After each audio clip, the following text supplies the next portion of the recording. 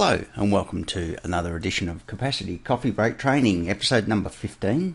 My name's Russell Boone, and this month we're looking at whether we should conduct training or not.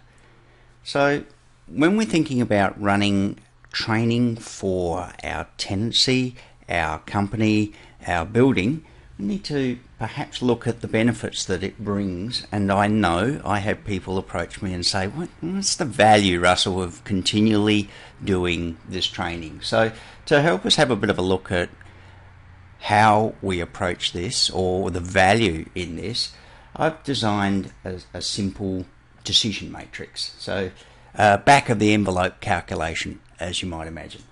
So if we actually draw up a decision matrix, and I'm sure many of you have done this before with deciding whether or not you should do things. We look at training, and we'll have that over here. Yes, we conduct training. Or training, consequently, no, we don't. So we value that against whether we actually have an emergency, or the fact that many of us go a whole lifetime and we never encounter an emergency. So if we actually conduct training and we have an emergency, hopefully we come out shining and we recognise the value of our training. Everyone knew what to do and we had an emergency. We applied those procedures. Everything worked out well. If we actually go to the lower right hand corner, then the same can be said for if we have no training but we never have an emergency. Again, that works out well for everybody. We haven't put any time and effort into doing any training, but we've never ever had cause to use it, so everybody's happy.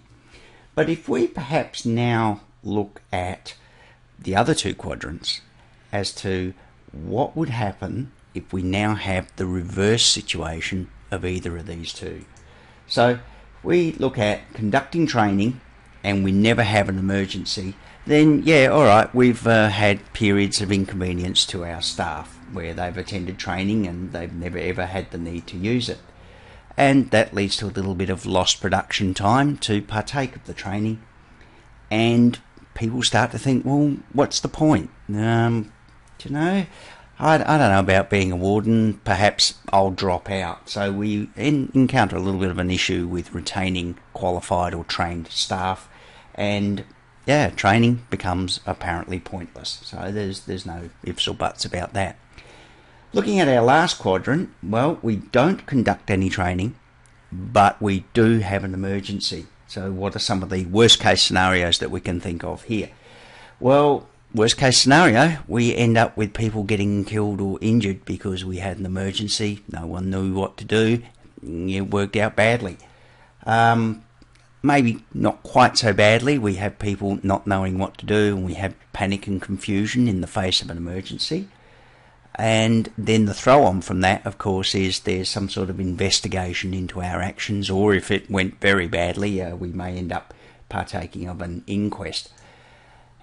And now we start to look at the longer term effects on a business. We have things like business interruption, which of course leads to business closure if the damage or the emergency is significant enough.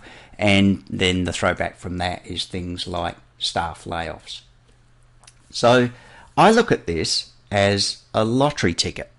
So if I were selling you a lottery ticket and you had a 50-50 chance of winning, would you want to buy a ticket in a 50-50 lottery? But each ticket I offered you had a 50% chance of winning, which is absolutely fantastic, or 50% chance of staff inconvenience, lost productiveness, problems retaining wardens, or a ticket in the chance of winning, or the downside, if you lose, you end up with death, destruction, business closure, and the likes. So we kind of look at it along these lines. Would you want to buy a ticket in Lottery A, where the 50-50 chance, but of course the downside is not so bad, Or would you like to buy a ticket in Lottery B, where the chance of winning is 50%, but the downside is disastrous? So, for instance, if I equated this to a health scenario, Lottery ticket A, you have lifelong happiness and health if you win, and the downside if you lose is you get the flu. Or perhaps a ticket in Lottery B, where if you win you have lifelong health and happiness, but the downside is you get a fatal disease.